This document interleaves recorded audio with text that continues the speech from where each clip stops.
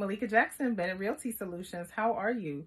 Hope all is well with you and yours. Everything is awesome with me and mine. And thank you for joining me again for my top 50 real estate terms in 50 days. Today is day 27. Day 27. We're getting there. And today's term is a term you never want to hear in the real estate business. Let's just put it out there. Release. You never want to hear release.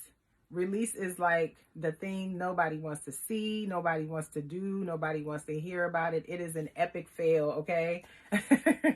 So let's talk about the release. So when you put a home under contract, whether you are selling or buying it, you have hopes of getting to the closing table successfully, right? Right. However, things happen.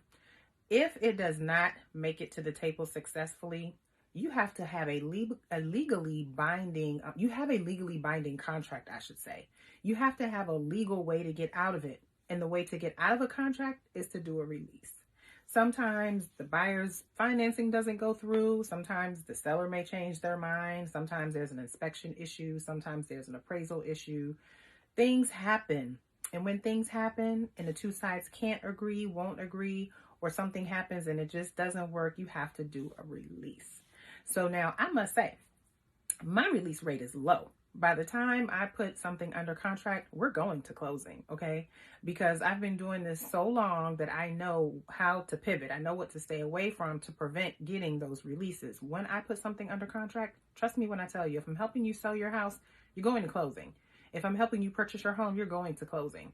I had, I think, one release last year. And of course, it wasn't on me. It was something the buyer couldn't control. It was a student loan issue. And really, I think it was the lender that did not do their due diligence up front.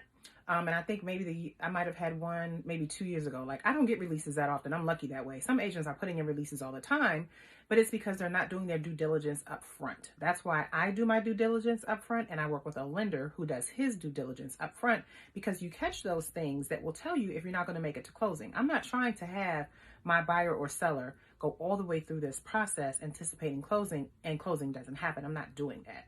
And so that's why my release rate is very low. So let me tell you what actually happens. At the point when you have decided, okay, well, for whatever reason, this transaction is just not going to work. We just cannot agree. One side or the other, either the seller's agent or the buyer's agent, will write up the release. It's a one-page form, and you have different type of releases. You have a unilateral release, which is like when one side says, look, we're out. You use that in certain situations.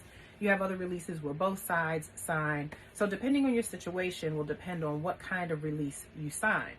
Both the seller and the buyer side sign the release, and then the release is sent to all important parties. So it's sent to the lender to tell the lender we are formally out of contract. This contract is void. It's sent to the title company to let the title company know they don't have to do any further work on this contract. The contract is void. It's sent to both the buyer and the seller, so they have a copy. Of course, both agents have a copy, and it's also submitted to the brokerage of both agents so that everyone in play knows that, hey, unfortunately, this contract is not going to make it to settlement.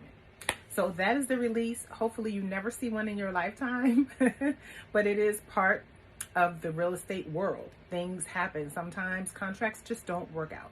And when they don't, you have to sign a release. Oh, let me tell you an important part too. This is one of the most important things. Okay, let's talk about this.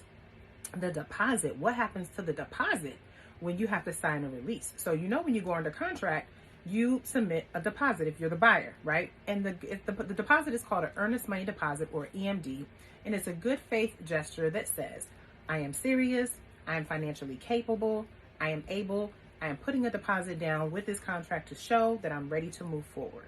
That amount is usually 1% of the price of the property. So if you're buying a $500,000 house, your earnest money deposit should be $5,000. That deposit is held at the title company who is going to facilitate the transaction. The title company being the people who are going to check the title to make sure there's no judgments, liens, encumbrances on the title work. And that's where the title attorney is, and that's where you're going to go to closing. They take care of all the legal background stuff, right? Okay. Now, if you have to do a release, on the release, you will also see, sometimes you see two parts. It'll say, we release this contract and we release the deposit. Because in certain situations, the buyer does not get their deposit back, and that's something that has to be addressed on the release. So if you ever find yourself in a situation with an agent where you have a deposit on a property, and for whatever reason, like the contract is not going to go through, address your release immediately. If your financing does not go through, you usually get your deposit back. If your appraisal has an issue and you can't close, you will get your deposit back. Now, flip side, if you just say, I don't know, I just don't like the house anymore. I just don't want to do it. I just changed my mind. You have inconvenienced a lot of people, specifically the seller, because the seller has taken their home off the market in hopes that you're buying it, and they could have gotten another buyer and they've lost money. In that case, you probably will not get your deposit back. So every time there's a release, every time a contract does not work out, not only must the release be signed to release the contract, there also needs to be a release signed to release your deposit, to decide whether the deposit goes to the seller or the buyer, or sometimes it's split depending on the situation. If it was something that was kind of both parties' fault, sometimes they might split. It depends. But I just wanted to throw that in there so that you know it's not just the contract that needs to be released. The deposit also needs to be released from the title company. So you want to make sure, if you're the buyer, that you're fighting to get that money back, which is why usually you want to use a title company that is on the side of your agent. Every agent has a preferred title company or a go-to title company, or maybe even a title company in their office. You will have a much better chance getting your money back if you deal with a title company. Title company needs to be one of our words. If you deal with a title company that's on your agent's side, because all the agent has to do is go say, hey, this is what happened. Here's a release. I need my buyer's money back. They have legal responsibility to make sure everything is on the up and up also, but they're going to be leaning more towards your side, as opposed to you putting the money at the seller's title company. The seller's title company is going to call the seller and be like, do you really want to release this money? What happened? Why isn't this buyer going to closing? They took you off the market for 2 months and blah, blah, blah, blah, blah. Or what, it's just a whole different thing. So that's why you normally want to hold your deposit at a title company on your side. But I digress. It was related, so I wanted to talk about it. Okay. But today we talked about releases. Hopefully you'll never see one, but that's what a real estate release is. It's when the buyer and seller cannot agree for whatever reason, and you have to relinquish the contract, sign a release to say we are legally void of this contract, and then you move on, hopefully, to a more successful contract. So that's it. That's day 27 of my top real estate terms in 50 days. My top 50 real estate terms in 50 days. Today was release.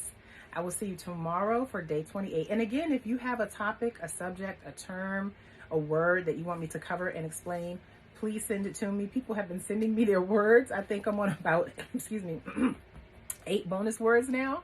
I don't know. I don't know if I need to put a cap on it or just keep going. I don't know. I'll figure it out when I get to day 50. We'll see. But if there's something you want me to cover, please send it to me and I'll be glad to do so. Okay. Thanks again. Malika Jackson, Bennett Realty Solutions, helping you get your equity and getting you to the closing table. Check my stats. You know I got you. If you need help, call me. You selling, you buying, call me. Thanks for joining me. Bye.